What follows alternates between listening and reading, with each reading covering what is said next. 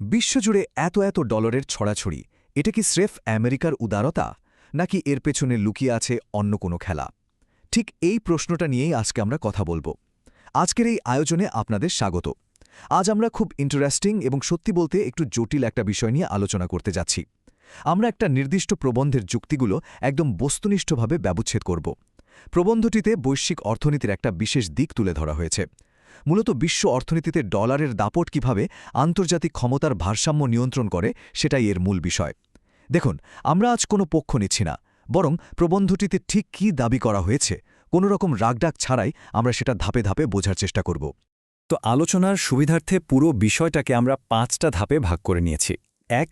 Dollar আধিপত্যের কৌশল, 2. ফাঁদের কার্যপ্রণালী, 3. খুব স্পেসিফিক একটা কেস স্টাডি, বাংলাদেশের ঋণের উদাহরণ, 4. বৃহত্তর বৈশ্বিক প্রভাব এবং সবশেষে 5. এই চক্রটি ভাঙার উপায়। চলুন শুরু করা যাক আমাদের প্রথম পয়েন্ট দিয়ে, ডলার আধিপত্যের কৌশল। প্রবন্ধটির শুরুতেই বেশ কড়া একটা দাবি করা হয়েছে।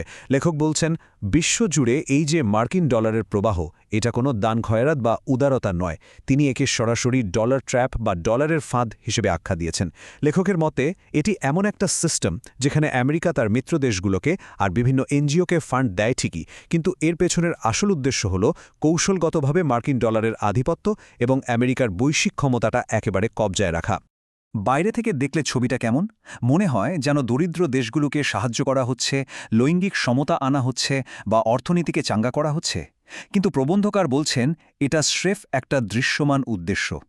এর আসল কৌশলগত উদ্দেশ্যটা সম্পূর্ণ ভিন্ন। তার দাবি, এই পুরো প্রক্রিয়ার মূল টার্গেট হল মার্কিন আধিপত্য অটুট রাখা, নিজেদের স্বার্থের পক্ষে কাজ করে এমন মিত্রদের ক্ষমতায়ন করা এবং শেষ পর্যন্ত আমেরিকার নিজস্ব অর্থনৈতিক অস্তিত্ব টিকিয়ে রাখা। প্রবন্ধটির মূল সুর আসলে লেখকের একটা কথাতেই খুব চমৎকারভাবে ফুটে ওঠে। তিনি বলছেন, মার্কিন যুক্তরাষ্ট্রের বাইরে যত বেশি ডলার ছড়াবে, তার বৈশ্বিক অবস্থান তত বেশি শক্তিশালী থাকবে। এটি কোনো জনহিতকর কাজ নয়, বরং একটি সুপরিকল্পিত কৌশল। খেয়াল করুন, এখানে খুব স্পষ্টভাবে দাবি করা হচ্ছে যে বিশ্বজুড়ে ডলার ছড়িয়ে দেওয়াটা আমেরিকার টিকে থাকার জন্যই দরকার। এটা মোটেও কোনো দাতব্য কাজ নয়। এখন আপনার মনে হতেই পারে, আচ্ছা, এই ফাঁদটা বাস্তবে কাজ করে কিভাবে? চলুন দেখে নেই আমাদের দ্বিতীয় অংশে, ফাঁদের কার্যপ্রণালী। আন্তর্জাতিক এই আর্থিক চক্রগুলো কিভাবে ঘোরে সেটা বোঝাতে গিয়ে লেখক একটা চমৎকার প্রাতিষ্ঠানিক কাঠামোর কথা বলেছেন। ব্যাপারটা অনেকটা এরকম। প্রথমে মার্কিন যুক্তরাষ্ট্র আইএমএফ বা বিশ্বব্যাংকের মতো প্রতিষ্ঠানগুলোর কাছ থেকে ঋণ নেয়, আর আমরা জানি এই প্রতিষ্ঠানগুলোর ওপর তাদের বিশাল প্রভাব রয়েছে। এরপর ওই প্রতিষ্ঠানগুলো আবার উন্নয়নশীল দেশগুলোকে ঋণ দেয়। পরবর্তীতে সেই দেশগুলোকে তাদের নিজেদের সম্পদ ব্যবহার করে এই ঋণের টাকা শোধ করতে হয়। প্রবন্ধের দাবি অনুযায়ী এর মানে কি দাঁড়ালো? উন্নয়ন বা ডেভেলপমেন্ট ঋণের মোড়কে সম্পদ আসলে ঘুরে ফিরে সেই উন্নয়নশীল দেশগুলো থেকে আমেরিকাতেই ফেরত যাচ্ছে। তাত্ত্বিক কথাবার্তা তো অনেক হলো। এবার চলুন একটা বাস্তব উদাহরণ দিয়ে ব্যাপারটা বোঝার চেষ্টা করি। আমাদের 3 নম্বর পর্ব, বাংলাদেশের ঋণের উদাহরণ। ধরে নিন $1 বিলিয়ন একটা অঙ্ক। বিশাল অঙ্ক, তাই না? প্রবন্ধটিতে বাংলাদেশের অর্থনীতির প্রেক্ষাপট টেনে বলা হয়েছে, ধরুন যুক্তরাষ্ট্র বা আইএমএফ সরকারকে এই $1 বিলিয়ন ঋণ হিসেবে দিল। কিন্তু লেখকের দাবি, এই বিপুল পরিমাণ অর্থ সরকারের হাতে থাকার বদলে খুব দ্রুতই নির্দিষ্ট কিছু স্বার্থান্বেষী খাতে চলে যায়। এই পুরো প্রক্রিয়াটা মূলত 4টা ধাপে ঘটে। প্রথমত, ওই যে বললাম, $1 বিলিয়ন ঋণ দেওয়া হলো। দ্বিতীয়ত, সেই ফান্ডের একটা বড় অংশ লৈঙ্গিক সমতা বা এই জাতীয় বিভিন্ন প্রকল্পের নামে পশ্চিমা ঘেঁষা এনজিওগুলোর পকেটে চলে যায়। তৃতীয়ত, মূল ঋণের ওপর বিশাল হারে চক্রবৃদ্ধির সুদ জমতে শুরু করে। আর চতুর্থ এবং সবচেয়ে ভয়ঙ্কর ধাপটি হল, যখন বাংলাদেশ আমেরিকায় তৈরি পোশাক রপ্তানি করে, তখন সেই রপ্তানি আয় পুরোটা দেশে না ফিরে সেখান থেকেই ঋণের কিস্তি আর সুদ কেটে নেওয়া হয়। সোজা কথায়, দেশের মানুষের ঘামের টাকায় রপ্তানি আয় দিয়ে ওই এনজিও চালিত প্রকল্পের ঋণ শোধ করা হচ্ছে। এখানে সবচেয়ে ইন্টারেস্টিং পয়েন্টটা কি জানেন? 10% চক্রবৃদ্ধি সুদ। প্রবন্ধকার এই অঙ্কটা উদাহরণ হিসেবে টেনে বুঝিয়েছেন যে ঠিক এই উচ্চ সুদের কারণেই ঋণের এই চক্রটা আর কখনোই শেষ হয় না। চক্রবৃদ্ধি সুদের চাপে সরকারের কোষাগার খালি হতেই থাকে, আর ঋণগ্রস্ত দেশটা কখনোই এই ফাঁদ থেকে পুরোপুরি বেরিয়ে আসতে পারে না। এখন প্রশ্ন হল, এই বিশাল ঘাটতির বোঝা কে টানে? কেস স্টাডিটির উপসংহারে লেখক খুব ভয়াবহ একটা দাবি করেছেন।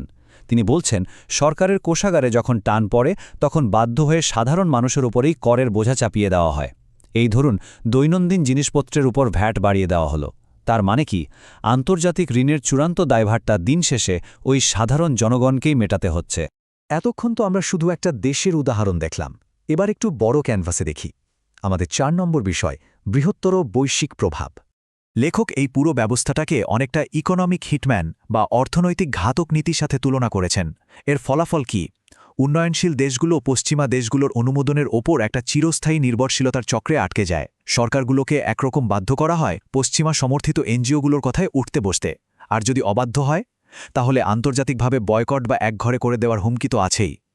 এর ফলে দেখা যায় এমন সব নীতি তৈরি হচ্ছে যেখানে দেশের সাধারণ মানুষের মঙ্গলের চেয়ে বিদেশি স্বার্থটাই বেশি প্রাধান্য পাচ্ছে। লেখকের মতে এখানে একটা চরম বৈপরীত্য তৈরি হয়।